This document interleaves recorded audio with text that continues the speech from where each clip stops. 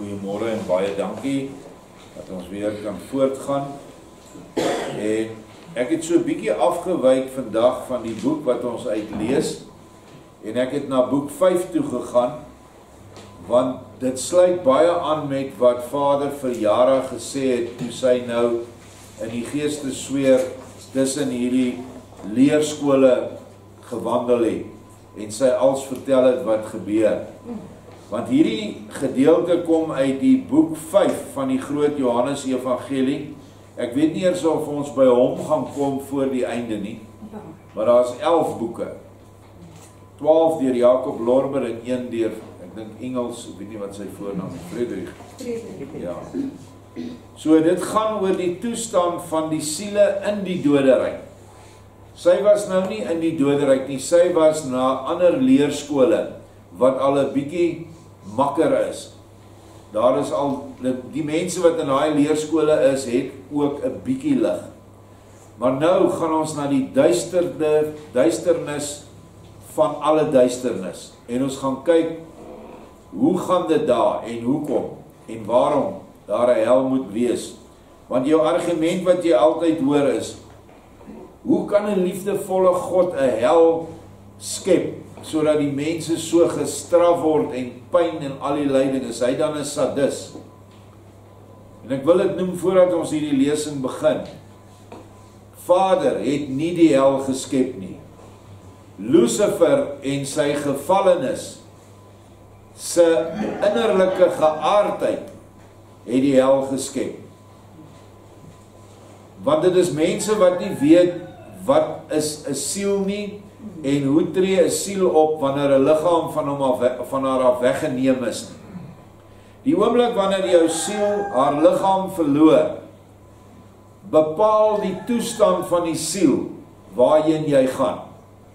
As die siel altyd gestreef het na liefde vir Vader, om gehoorsaam te wees aan sy gebooie, en liefde vir die naaste om te help waar nodig, dan het hierdie siel lig, en sal die siel aansluit by ander soortgelyke ligwesens, wat voor haar heen gegaan het. En dit is waar jy dan ook in jou familie se woonplek opgeneem sal word aan die ander kant, as hulle met lig oorgegaan het. Maar wanneer 'n siel geen lig het nie, zero, sê nou maar net, is 'n ou wat net vir homself gekyk het, en hy's wreedaardig, en hy doen alles wat ons as boos ken op hierdie aarde, dan is daai siel pik, giet, swart, donker, daar's niks lig in daai siel nie.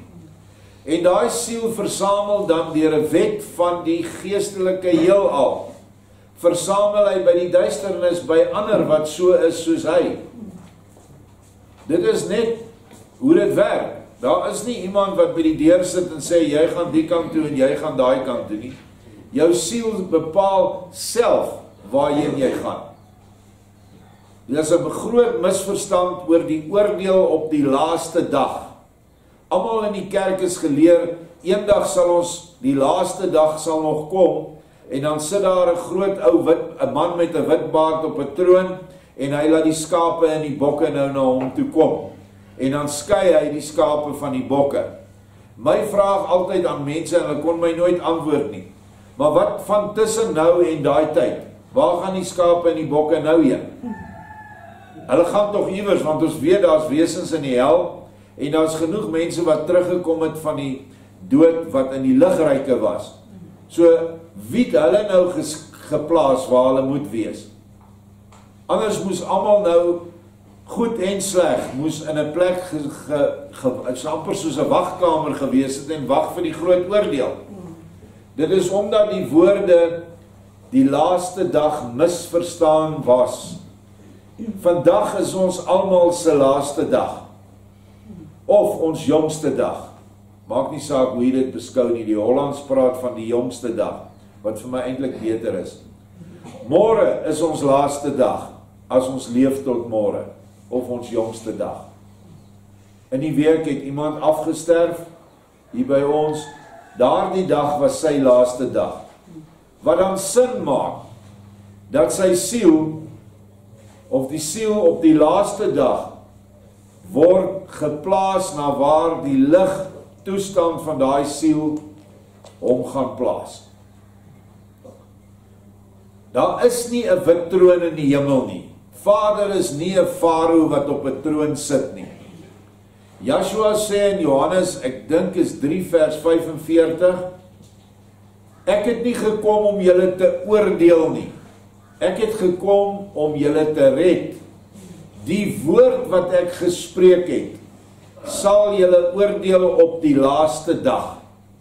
Nou weet ons wat's die laaste dag? Vandag. En as ons leef môre is die laaste dag vandag, môre. So hoe jy vandag leef en oorgaan wanneer jou siel jou liggaam verlaat, bepaal waar jy geplaas gaan word. En daarom mag ons geen oomblik van ons lewe laks word nie. En dink ons kan maar gou, ek gaan gou hier na 'n bordeel toe en ek gaan 'n paar lekker meisies nou loop Vrydag en skielik slaat jy 'n hartaanval daar binne, jy's lekker gesyp, miskien nog 'n paar dwelms in. Waar dink jy is jou laaste dag nou? In die duisternis. Want jy het jou besig gehou met duister dinge. Dat daar wel miskien vir jou 'n leerskool gaan wees, omdat jy dalk tot voordat jy nou gesoog het vir hierdie sonde, 'n bietjie lig in jou siel gehad het, sal altyd in jou guns stel aan die ander kant. Maar jy het vir jou ontsaglik ver teruggesit in die geestelike wêreld. Die woord wat Joshua gespreek het, nie die Bybel nie, hy sê die woorde wat ek gespreek het, sal julle oordeel in die laaste dag. Wat natuurlik die profesie en die wet insluit, maar meer so sy evangelie van liefde. En dis die troon. Die groot wit troon is Joshua se woorde wat hy vir ons gebring het in die Bybel, in die 4 evangelies en in hierdie nuwe openbarings. Hierdie woorde gaan ons oordeel. As ons dit verstaan, kom ons lees dan lyding aan die ander kant en wederbeliggaming. Is ook 'n konsep wat die kerkmens en die Israeliete nie verstaan nie, want hulle kyk net na die lewe op aarde. Hulle het geen kennis van die oneindige lang lewe voordat ons kom lewe het op die aarde in vlees nie, en hulle het ook geen konsep van lewe in materiële geestesryke nie. Hulle het ook nie 'n begrip van die hemel nie. Vir alle mense wat vandag gelowig is die hemel een plek. Terwyl Joshua sê, die huis van my Vader het vele wonings, en ons in die vorige lesings gesien het dat elke ster wat ons in die lig sien, is een van daardie opleidingsskoolwonings. En dit is maar net die paartjies wat ons kan sien. Dan is daar miljarde en eons van skole wat ons nie kan sien nie. En dan is daar 'n geestelike hemel wat ons in elk geval nie kan sien nie, want ons het nog nie gewoond geraak om in ons gees te lewe nie. Wanneer ons ingaan in ons gees in, wanneer die siel en gees een word, dan beweeg die siel in die geestelike sfere in. En dan kan jy die hemele sien wat nie van materie gemaak is nie. Die hemele wat nie geval het nie. Alles wat jy en ek sien hier bo ons in die lig, is deel van die gevalle ryk van Lucifer. Dit is hy. En ek dink ons het dit al verduidelik in die verlede. Hoofstuk 2:3-2 van boek 5. Joshua sê, wanneer dit vir die vreemde nasies en volke werklik so daaruit sou sien, soos wat jy dit in jou vraag gestel het, sou dit wel 'n bietjie treurig gestel gewees het met die sieleheil van die mense op aarde. Maar dit sien tog wel 'n bietjie anders te daaruit. En derhalwe is aan elke mens die geleentheid gegee om homself, van watter geloof hy ook al is, ingesluit heidense gelowe, meer na die geestelike as na die materiële te rig. As dit die geval is, kan 'n siel aan die ander kant glad nie meer heeltemal deur die materiële pool aangetrek word nie, maar verkeer met haar altyd volkome vrye wil in 'n soort sweeftoestand waarin sy nog die een, of sy nog tot die een, nog tot die ander pool behoort. Hierdie toestand van die siele noem ek 'n middelryk, waarin die siele deur reeds voltooide geeste meestal na die beter pool gelei word. Sou heidene, ander volkere, noem dit nou maar Chinese of Arabiere of ander basters in Suid-Amerika, hulle wel toespits op die geestelike, naamlik op die liefde binne in sy gemeenskap. Al aanbid hy 'n verkeerde God, omdat hy die liefde beoefen het sy siel 'n bietjie lig gekry. Maar hy het glad nie Yeshua gehad nie. Nou kom hy in hierdie middelryk aan, waar hy in 'n tipe sweeftoestand is. Let wel, dit geld vir die ander volke en vreemde nasies. Dit geld nie vir die westerse nasies, naamlik die 12 stamme van die huis van Israel nie. Of dit slegte vye of goeie vye is. Die nageslag van Isak, Abraham, Isak en Jakob het ander reëls. Hierdie is vir volkere waar Yeshua nooit sy disippels hierna gestuur het nie. Nou in die laaste tyd word daar mense gestuur na hulle en kan hulle al hierdie siele help voordat hulle na die middelryk toe gaan. Yeshua self, ek weet nie of julle dit gelees het nie, is ontsettend besig onder die moslems, om goeie moslems. Hy openbaar homself aan hulle in drome. Daar vind 'n geweldige groot bekering plaas, wat ons voorheen nie gedink het is moontlik nie. Maar as jy na hierdie ouens se getuienis luister, dan sê hy is 'n moslim, hy het aan Allah geglo en hy het die profeet Mohammed agter hom aangeloop. En hy sê, Jesus appeared to me and I knew it was him. Nobody had to tell me it was him. En Yeshua het met hom gepraat. En hulle ken hom eintlik meer in sy heilige naam, want in die Koran is Yeshua daar. So dit is van hierdie sweeftoestand nasies wat buite die verbond is, wat Yeshua ook lei, want daar is baie lewens wat nog geleef gaan word na hierdie lewe, waar jy opleiding gaan kry. Of jy gaan weer gebore word in 'n liggaam, of jy gaan in 'n groot liggaam, 'n volwasse liggaam geplaas word. Of jy gaan as 'n volwasse gees iewers geplaas word, afhangende van jou vlak van geestelike ontwikkeling. Dis wat met hierdie nasies gebeur. Nou, vers 2 sê, natuurlik gaan die proses van 'n volledige ommekeer nogal langsaam, maar dit maak nie saak nie, omdat dit tog nooit so kan wees, dat 'n siel totaal verlore gaan nie.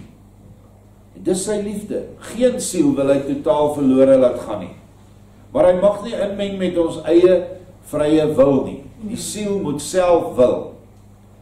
En sou sy, die siel, deur 'n te groot verstoktheid, volledig deur die volle teenpool Satan verslind word, wat uit die aard van die saak baie erg sou wees, sal sy haarself na 'n lang tyd siklus weer moet laat welgeval, om nogmaals 'n liggaamlike lewensproef deur te maak.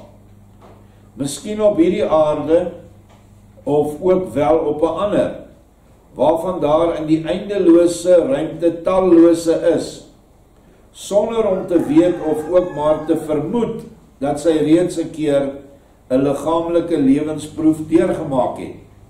Sy sou ook niks voordeel daarin hê om dit te weet nie, omdat sy daardeur noodsaakliker gewys dadelik weer in haar ou ewel van sinlikheid sou verval, en daardeur sou 'n tweede lewensproef suiwer te vergeefs en sinneloos wees.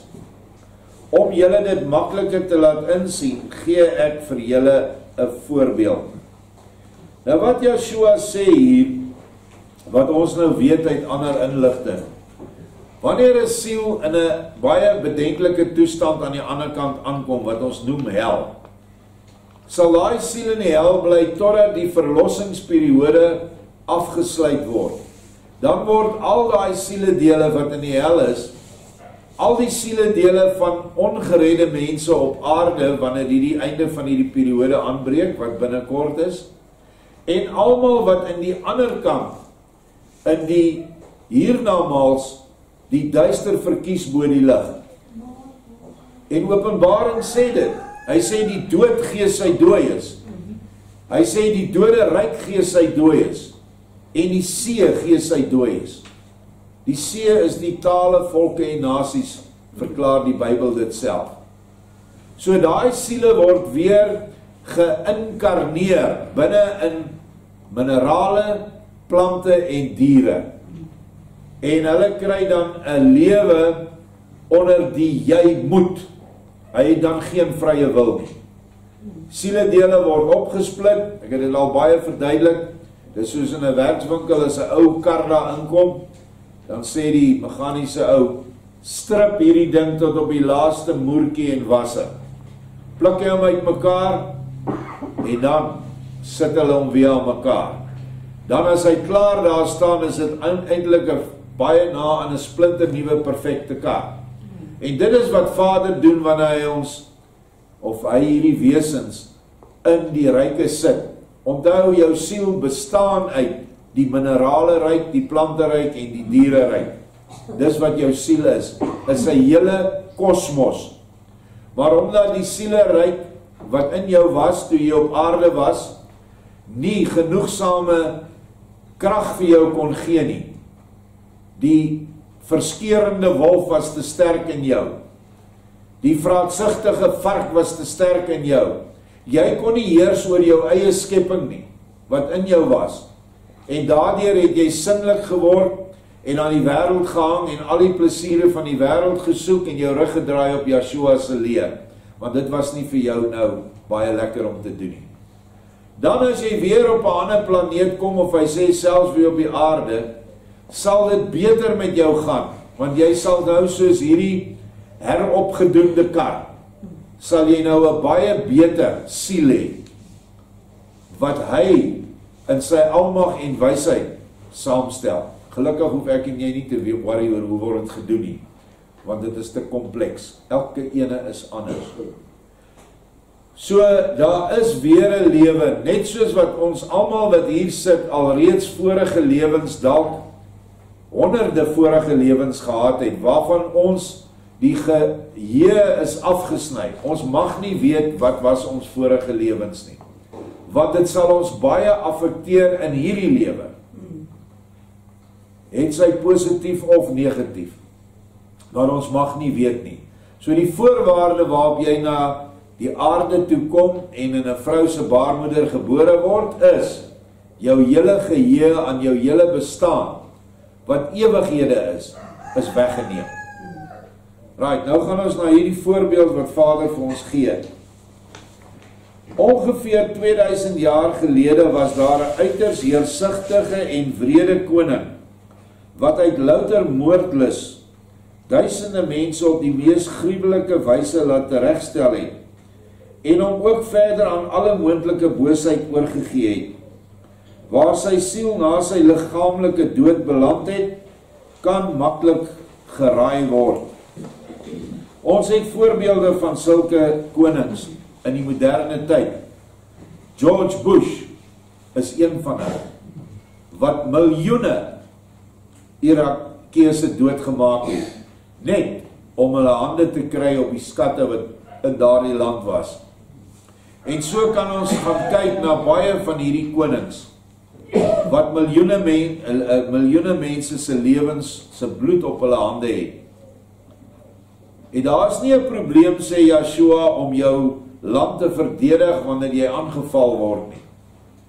Maar daar is 'n probleem wanneer jy ander mense se lande wil inneem en moor om daai goed in die hande te kry.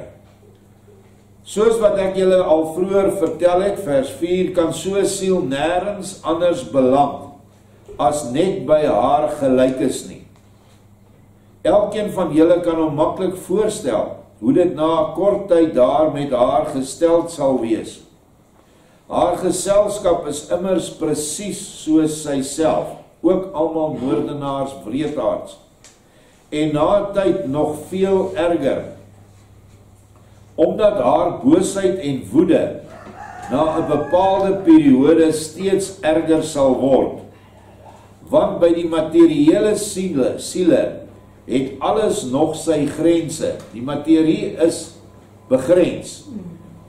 Net die hoogmoed en die heersig het dit nie. Dis nie begrens nie. Wat reeds menige koning in die voorgeskiedenis gedurende sy lewe maar altyd duidelik gemaak het, deurdat hy hom vir sy volk as 'n vors aangebied het en verlang het dat hulle hom as die enigste ware God sou aanbid en hom met allerlei offers wat hy vereis het te vereer.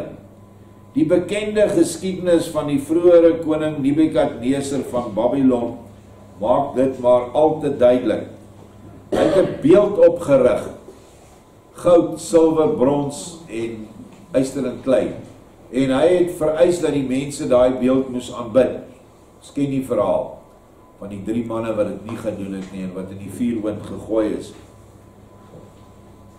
Hulle kom, ek net praat oor, hulle kom by hulle gelykes aan. Nou, hierdie gelykes is nou almal wat in die hel is, al vir baie lank. Party van hulle so ver terug as amper 6000 jaar. Die mense wat voor die vloed boos was. Wat gebeur in hierdie plek waar hulle is?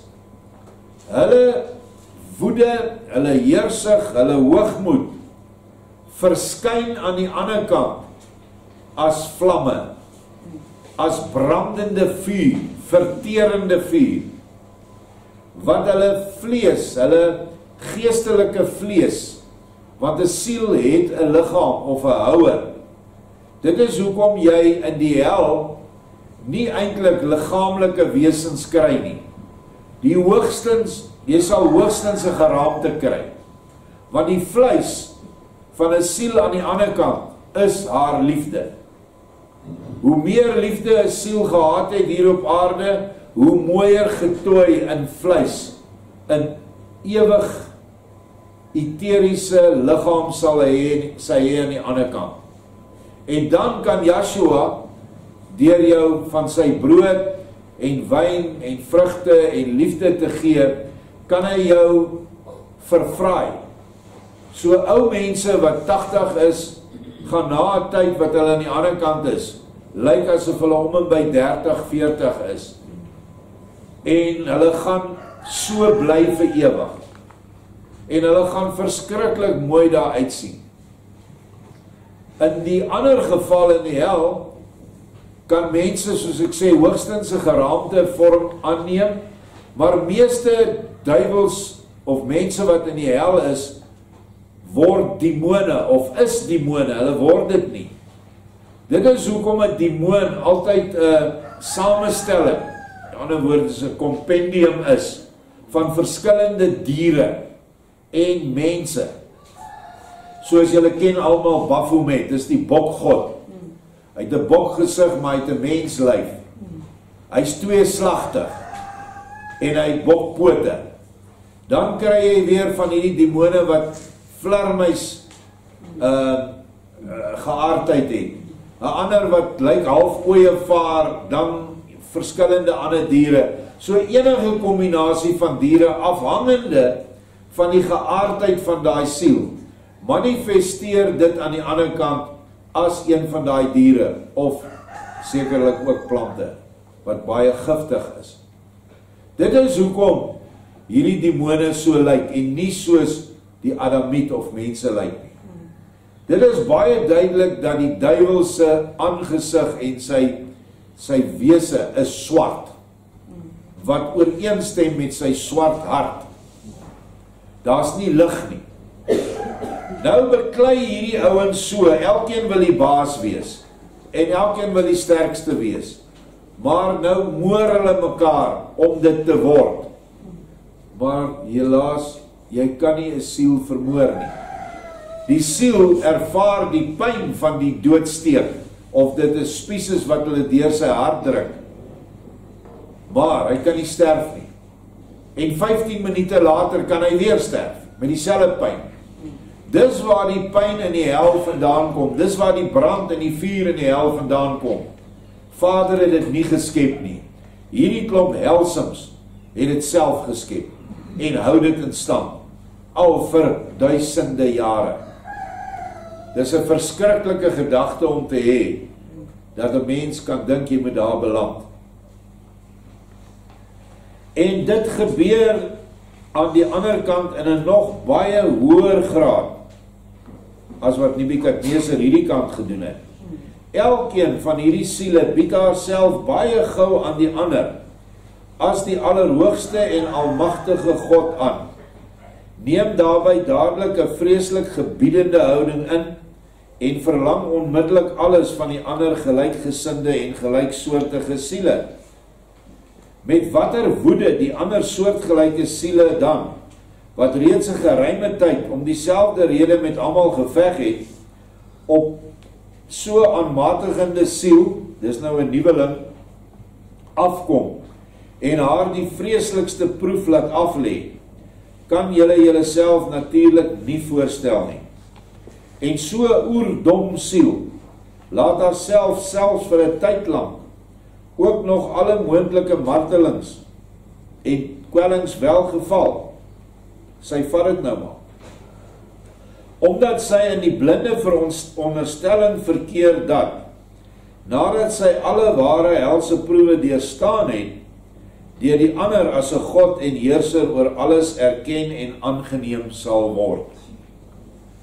So dit is eintlik ondenkbaar hoe oerdom hierdie siele is wat in die hel is. Want hulle het al hulle logiese denke verloor. En hulle dink nou, ek sal hierdie pyne vat, maar ek gaan nog oor julle heers. Wag net tot dit verby is, maar dit kom net nie verby nie. Dit gaan net aan en aan. En dan op 'n stadium wil hy die baas word. Ons lees verder. Maar omdat sy, die siel, na die lang verstreke tyd nog begin om in te sien, dat sy vir die gek gehou was, ontbrand sy in toorn en woede teenoor haar pynigers. En dit het dan gevegte en vuur van die ergste graad tot gevolg.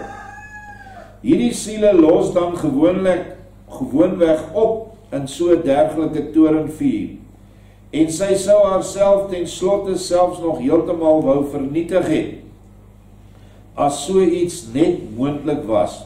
En dit is onmoontlik, die siel kan nie vernietig word nie. Maar die siele los op, en dan vorm hulle maar weer 'n liggaam, dalk 'n erger demoniese liggaam as die vorige.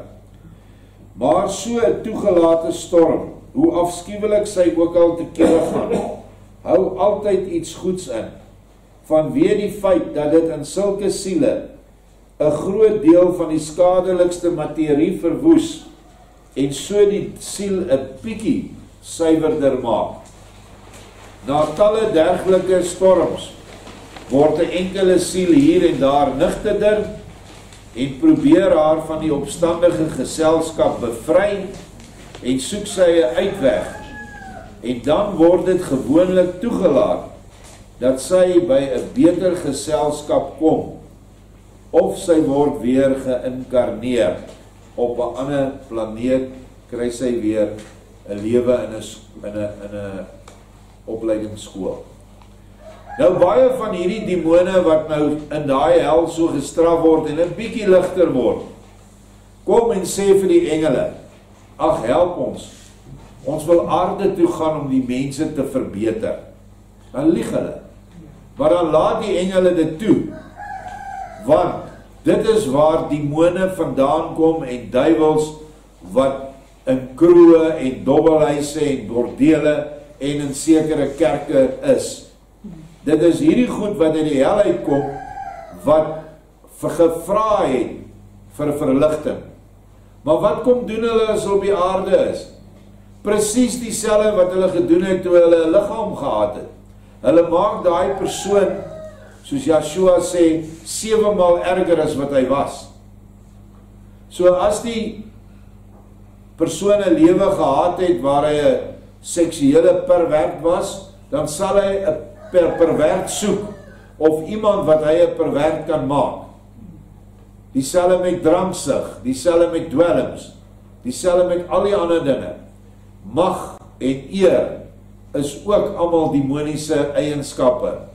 En daarom is al hierdie leiers vandag in die wêreld wat nie gelowiges is nie, en dis omtrent almal, is totaal en al betrek en besete deur hierdie duiwelgeeste vanuit die onderste hel en die middelste hel uit, wat toegelaat word, want die bokskruit moet in stand gehou word, as ek dit so kan sê.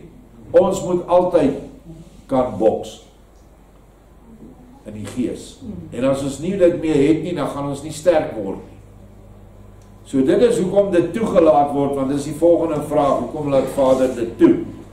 Hy laat die vrye wil selfs van demone toe. As hy daar wil gaan en 'n ander plek soek, dan gee hy dit vir hom. En Vader weet natuurlik altyd wat hy gaan doen, maar nog laat hy dit toe. Vers 9, en nou is ons weer by die koning van ons voorbeeld, wie se siel so weg deurgemaak het, soos wat ek julle nou baie kortliks akkuraat beskryf het.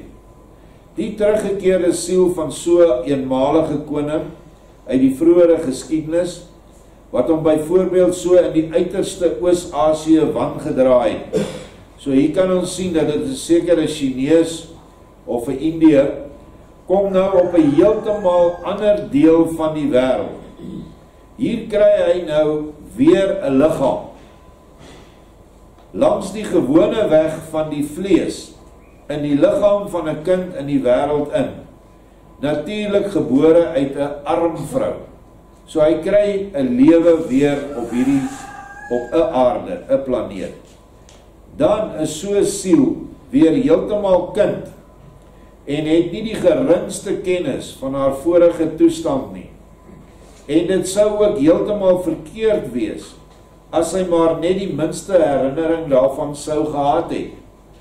So hierdie siel het geen herinnering aan die wrede koningslewe wat sy geleef het in 'n ander lewe nie.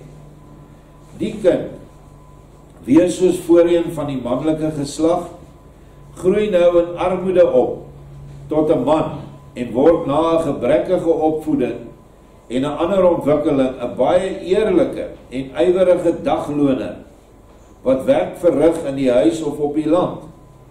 Hy ken God en bid tot hom en dank hom vir die daaglikse brood. Uiteindelik put hy egter plesier daarin om die ander mense teen 'n karige loon te dien en van nut te wees.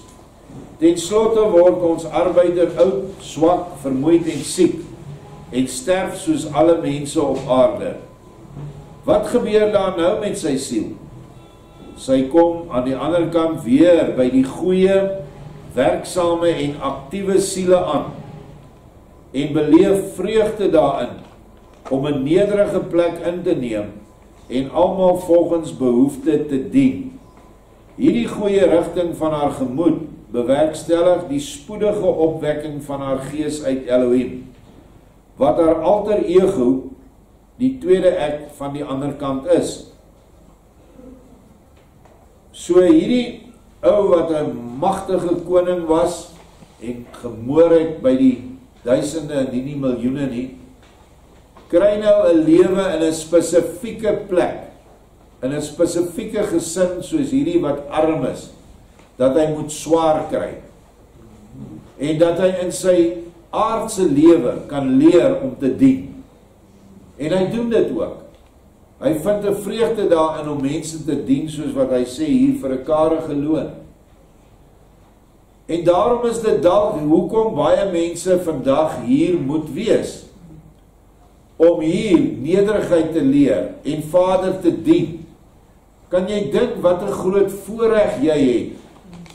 Bo die ryk man wat daar in Pretoria se ooste in sy 40 miljoen rand se huis mansion sit en nie weet wat om met al sy geld te maak nie en niks vir sy medemens omgee nie. Vir jou siel is dit die wonderlikste plek om te wees. Want hier kan jy jou medemens dien. En hoe weet ons, wat was ons vorige lewe?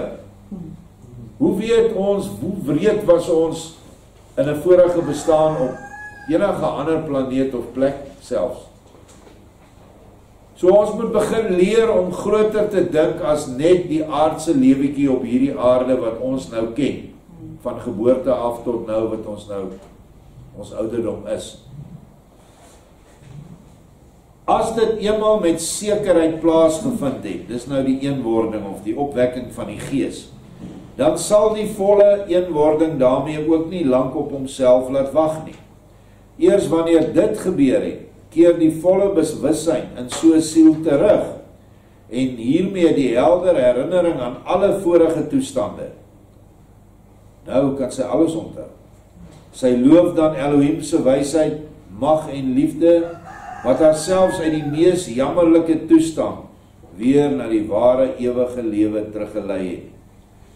Hieraan kan julle dus voldoende en duidelik sien hoe dat Elohim God elke siel langs sy ondeurgrondelike weë vir elke sterfling na die ware lewe en lig kan lei. Alles sy volgens julle mening, hoe verdorwe ook al. Dit gee ons net weer 'n begrip van sy oneindige liefde, selfs vir siele wat so ver geval het en soveel boosheid aangerig het.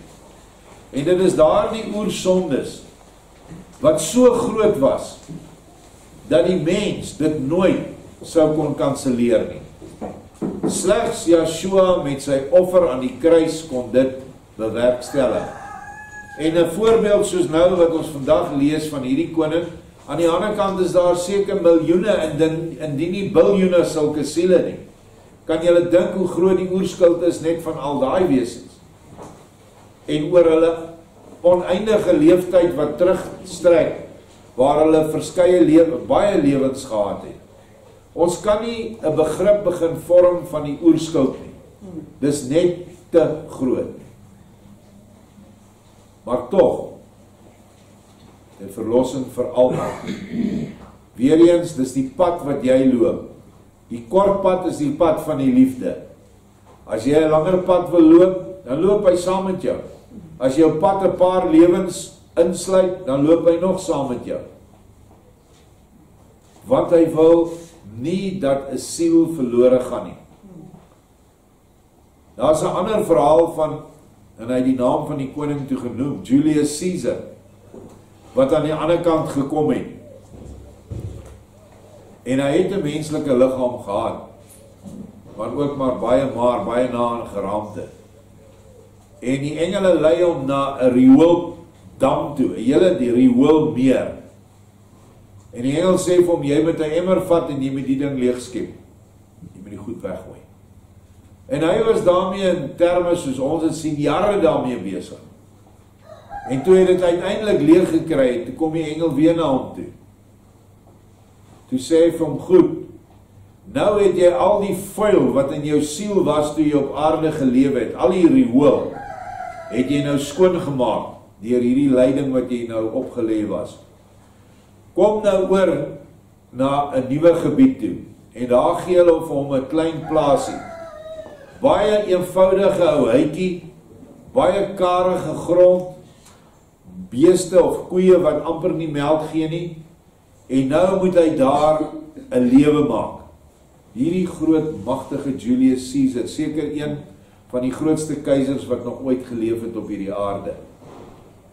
En nou kom engele vermom as bedelaars na hom toe in die loop van die volgende maande en jare. En hulle kom en hulle sê hulle is honger. Maar hy sê ek het omtrent nie kos vir myself nie. Maar dan gaan hy en hy verdeel sy bord met die ander. En elke keer wanneer hy dit doen, sonder dat hy dit agterkom, word sy omstandighede beter. Dit is dan ook 'n ander leerskool, wat dan baie lank vat om te kom in 'n salige ryk. Selfs 'n ryk soos wat Jara gesien het op daai een middelson is, waar daar ook klomp hitte was en al die mooi natuurtonele. Dit vat oneindig lank. En die hartseer van sulke siele soos hierdie koning en daai ene, hulle kan nooit die aangesig van Yeshua ooit sien nie. Hulle kan wel die geestelike son sien en die krag vanuit die ligson wat Yeshua se gees is, kan hulle opneem, maar nooit sien nie. Vir ons is dit weggelê wat op die aarde die hoogste sport wil bereik, om Yeshua in verwondering te sien, van aangesig tot aangesig, soos ons mekaar nou aankyk, en saam met hom te heers, te regeer oor al hierdie leerskole. Daar's ontsettend baie werk. Julle kan dink hoeveel biljoene of dalk meer as biljoene, triljoene mense het al reeds op aarde gelewe, wat aan die ander kant in verskillende toestande van semi-lig en duisternis hulle self bevind. En daarna sal Vader sy engele wat by hom is, en sy vervolmaakte mense heen stuur, om hulle leiding te gee. Dit is die werk wat aan die ander kant gaan gebeur. Selfs mense wat in hierdie middelryke is, word aangewend om ander mense wat in 'n soortgelyke plekke as hulle is, lig te gee. So as daar 'n gemeenskap is en jy kan een ou in die lig kry, dan is hy dadelik aan die gang, dan wil hy die ander mense ook die lig bring. En so is dit in die hele groot hiernamaals, is almal besig om die duisternis, almal wat vir Yeshua die lig ontvang het, via sy engele, besig om die ander mense lig te gee. En dit word alles in die boek Geestelike Son baie mooi verduidelik.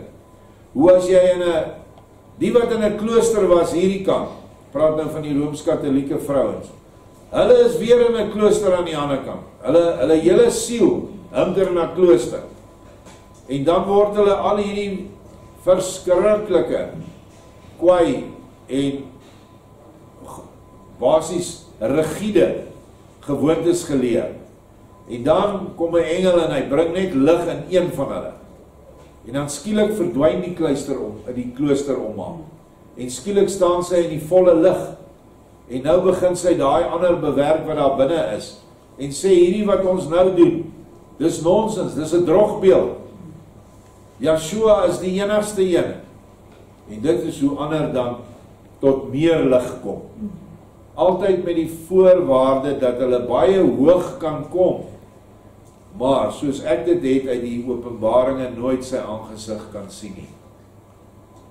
So, dit is nie so eenvoudig aan die ander kant, as die hel en as die hemel, soos wat almal praat in die Christendom nie. En selfs ons Israeliete. Dit is 'n baie ineengeweefde, komplekse plek van opleidingsskole waar elke siel sy eie pad moet loop, wat nie dieselfde is as die volgende siel. Maar wat hierdie inligting vir my maak is net, ag Vader, asseblief, ek wil nie daar beland. Baie dankie.